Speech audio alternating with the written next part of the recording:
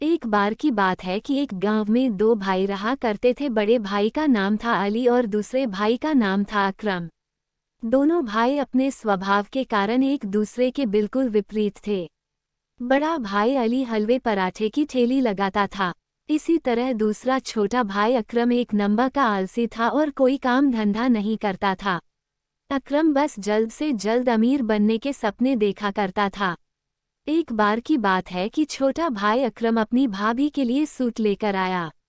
अकरम ने सूट भाभी को दिया जो अकरम की भाभी को बहुत पसंद आया। सूट देख अकरम की भाभी ने कहा, अरे अकरम, तू तो कुछ कमाता भी नहीं है, फिर तेरे पास इतने पैसे कहाँ से आए? अकरम बोला, भाभी जान आप ये सब मत पूछा करो, मैं तो सिर्फ जुगाड़ करता हूँ और इन जुगाड़ से मैं बहुत ही जल्दी अमीर बन जाऊंगा। ये सब बातें सुनकर अकरम का बड़ा भाई अली बोला कि तू इन जुगाड़ों से भले ही अमीर बन जाए, पर ऐसे पैसों से कमाई गई तेरी अमीरी ज्यादा दिनों तक नहीं रहेगी। इतने में अकरम बोला कि भाईजान आप तो रहने दो, आप ईमानदारी से काम करते हो, लेकिन ईमानदारी से सिर्फ जरूरतें पूरी हो सकती हैं, अमीर बनने का सपना नहीं। इतना कहकर अकरम हमेशा अपने बड़े भाई का मुंह बंद करा देता था। अली बाजार के बीच में हलवा पराठे की ठेली लगाता था। अली का बना हलवा अच्छी क्वालिटी का होता था, जिसके कारण ग्राहकों की भीड़ हमेशा ही अली के ठेले पर लगी रहती थी। लोगों को अली का बनाया हलवा इतना पसंद आता था कि लोग हलवा पैक कराकर अपने घर भी ले जाया करते थे। लेकिन इसमें अली को अपने मुनाफे में काफ़ी नुकसान उठाना पड़ता था। एक बार जब अली ने अपने पूरे महीने का हिसाब अपनी पत्नी फातिमा को दिया तो अली की पत्नी फातिमा ने कहा कि इस बार का मुनाफे का हिसाब पिछले महीने के हिसाब से कम है। इस पर अली की पत्नी फातिमा बोली कि ऐसे तो हमारा गुजारा नहीं चल पाएगा। तब अली बोला कि इस महीने तेल के दाम बढ़ चुके हैं, इसलिए मुनाफा थोड़ा कम हुआ है। ये सुनकर फातिमा बोली कि आप भी अपने हलवे और पराठे के दाम बढ़ा दीजिए, अच्छा मुनाफा होगा।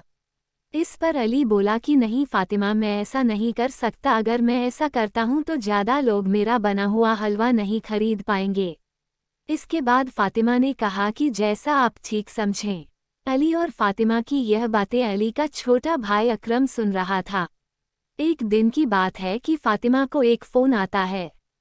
फ़ोन पर बात करते ही वो रोने लगती है। जब अली फातिमा को देखता है कि फातिमा रो रही है तो वो पूछता है कि क्या हुआ फातिमा, क्यों रो रही हो?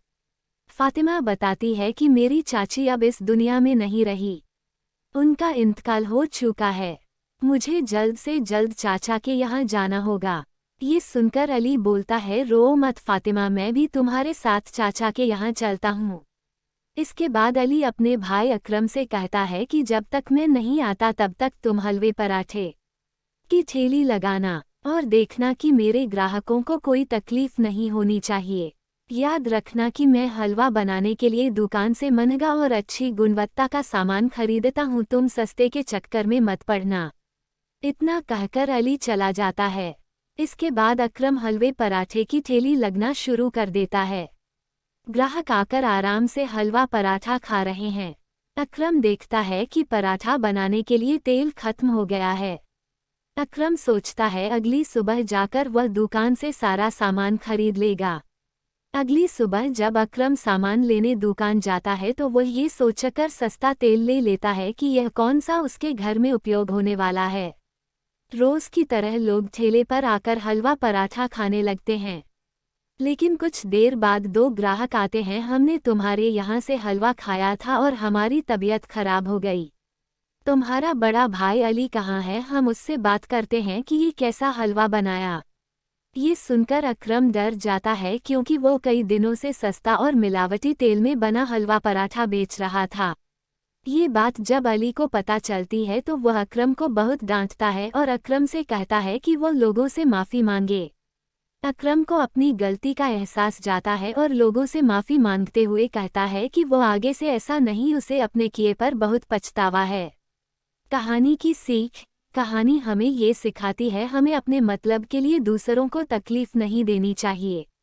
ईमानदारी और मेहनत से कमाया पैसा जीवन में सुख समृद्धि लाता है।